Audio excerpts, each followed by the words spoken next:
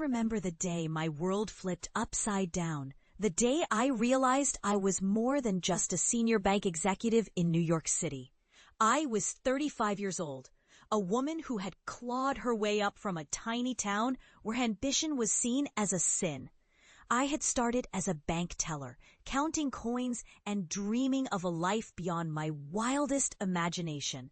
My heart raced with hidden ambition, a fire that burned brightly inside me, pushing me to prove everyone wrong.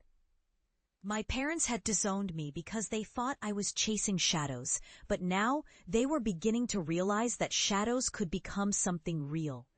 I was at the peak of my career, yet my personal life was a battleground. I had fallen in love with a charming man named Jacob. He was everything I thought I wanted.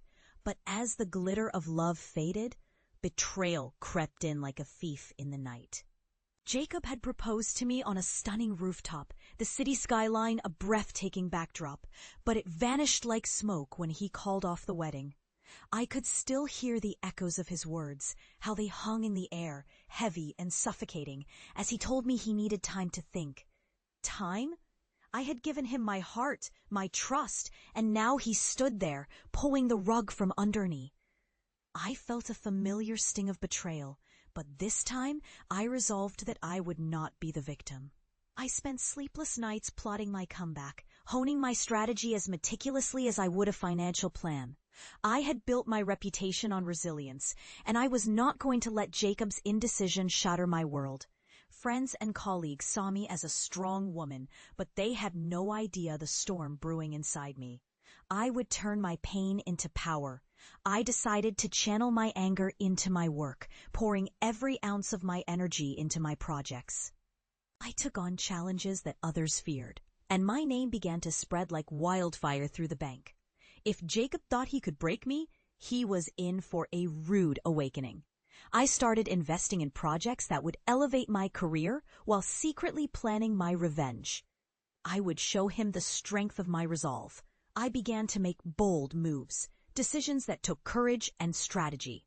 I knew I needed to reclaim my power. Not just for myself, but for every woman who had ever been told she was not enough. With each successful deal, I felt my confidence surge, the thrill of success washing away the bitterness of betrayal. If you love Helena's journey, like and subscribe to join her next chapter. As I climbed the corporate ladder, I began to realize that my ambitions extended far beyond the confines of my job. I was not just a bank executive. I was a force to be reckoned with. The world was my oyster, and I was ready to take it all.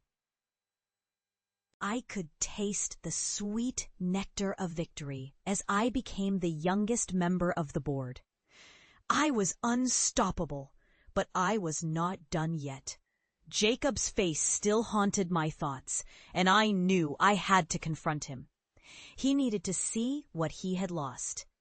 I arranged a meeting under the guise of wanting to catch up, but inside, my heart was a fortress, built to protect the vulnerable girl he had once known.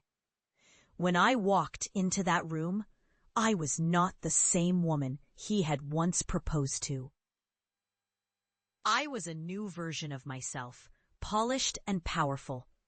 The way he looked at me, it was a mixture of admiration and regret. He tried to charm me, but I could see the uncertainty in his eyes. I wanted him to feel the weight of his betrayal.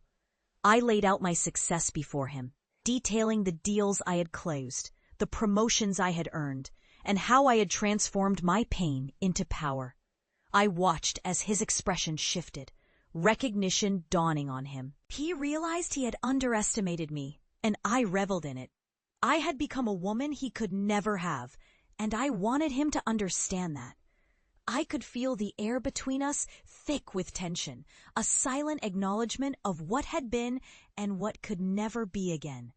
I thought of my parents, who had once disowned me for my ambition, and how now they were beginning to recognize my strength. I had transformed my life, and Jacob was merely a chapter in my story, not the whole book.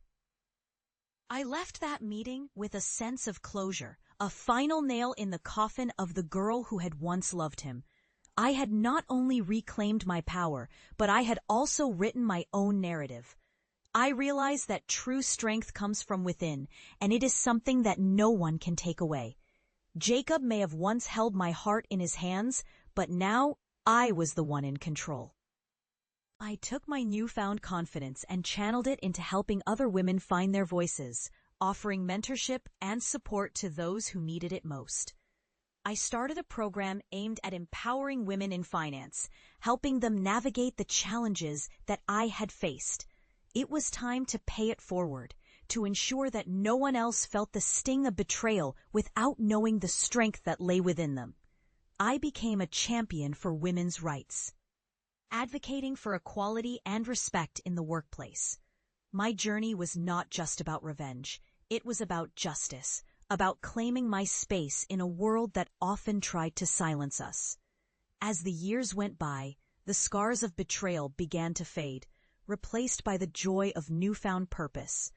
I had built an empire, not just in finance, but in the hearts of the women I had inspired.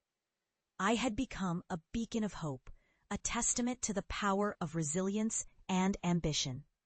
The day I walked into my office and saw my nameplate on a corner office overlooking the skyline, I smiled. I was not just Helena Montez, the bank executive.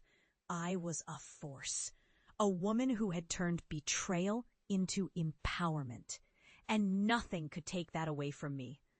I had found my strength, and I was ready to face whatever came next. If you enjoyed my story of perseverance and transformation, make sure to follow along for more tales of empowerment and triumph.